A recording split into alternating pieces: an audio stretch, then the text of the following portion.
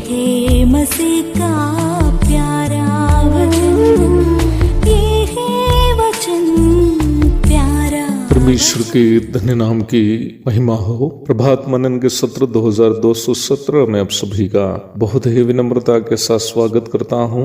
आइए आज के मनन के लिए हम पढ़ते हैं याकूब अध्याय 1 पद 17। क्योंकि हर एक अच्छा वरदान और हर एक उत्तम दान ऊपर ही से है और ज्योतियों के पिता की ओर से मिलता है, जिसमें ना तो कोई परिवर्तन हो सकता है और ना अदल बदल के कारण उस पर छाया पड़ती है। मनुष्य का एक बड़ा पराजय यह है कि ज्यादातर निर्णय हम जो अपने जीवन में लेते हैं वे हमारे भावुकता से प्रेरित है। भावुकता अथवा इमोशन से प्रेरित होकर हम मदद करते हैं। भावुकता से प्रेरित होकर हम किसी का विरोध भी करते हैं। भावुकता से प्रेरित होकर जीवन साथी का चुनाव करते हैं और इस प्रकार ज्यादातर निर्णय या चुनाव हम जो अपने जीवन में करते हैं अपने भावुकता से प्रेरित है।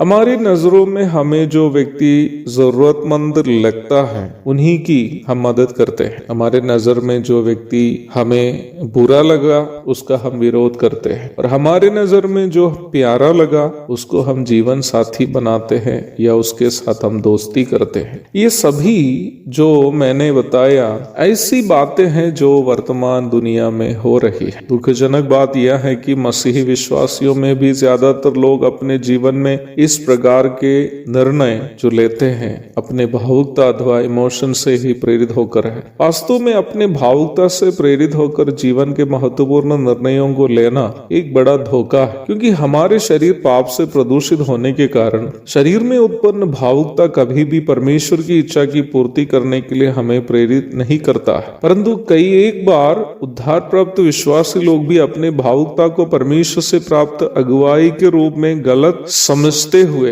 अपने जीवन में निर्णय लेते हैं और जब गलत नतीजाओं पर पहुंच जाने के बाद बिलक बिलक पर रोने लगते हैं। प्यारो, अवश्य ये बात समझनी है कि हमारे नजरों में सबसे अच्छा दिखने वाली वस्तु भी वास्तव में अच्छी होने की जरूरत नहीं है। याद रखिए कि हमारे हवा दादी के नजर में जो फल जिससे खाने के लिए परमेश्वर मना किया था, खाने के लिए अच्छा और देखने में मनभाव और बुद्धि देने के लिए चाहने योग्य लगा था, परंतु उस फल की एक समस्या थी। समस्या ये थी कि परमेश्वर नहीं चाहता था कि आदम और हवा उससे खाए, अन्य कोई समस्या नहीं थी। हम अपने जीवन में पढ़ाई, नौकरी, विवाह इत्यादि ज्यादातर महत्वपूर्ण निर्णयों को भी जब लेते हैं तो परमेश्वर की इच्छा जानने की कोशिश नहीं करते। इसलिए नहीं करते हैं क्योंकि दैनिक जीवन में प्रत्येक छोटे बड़े पलों में परमेश्वर की इच्छा जानने का आदत नहीं रखते। इसलिए महत्वपूर्ण विषयों में भी ऐसे ही करते हैं। उल्टा हम अपनी बुद्धि,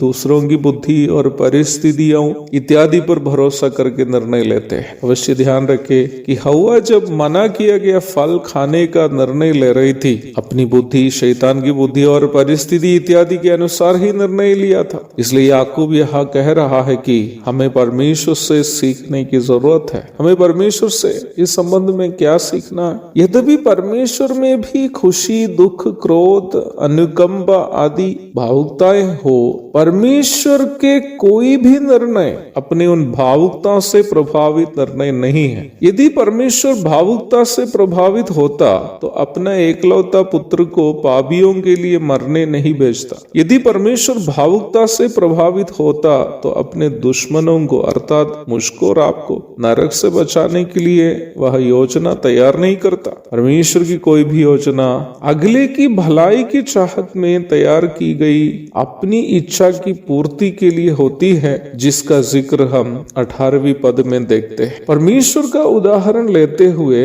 याकूब यह हमें समझा रहा है कि पाप से प्रदूषित शरीर में संसार से शैतान द्वारा लाए जाने वाले प्रलोभन जब प्रभाव डालता है, हमें उस धोखे में नहीं फंसना है, बल्कि परमेश्वर की इच्छा जानकर उसकी पूर्ति के लिए हमें अपने आप को समर्पण करना है, ताकि हमारे जीवन धन्य हो जाए, ताकि हमारे जीवन वो लक्ष्य की पूर्ति करे जो परमेश्वर हमारे जीवन से चाहता है, ताकि हमारे जीवन से परमेश्वर की महिमा हो। एक और शुभ दिन की धन्य कामनाओं के साथ आज का मनन में समाप्त करता। प्रभु आप सबको आशीष दे।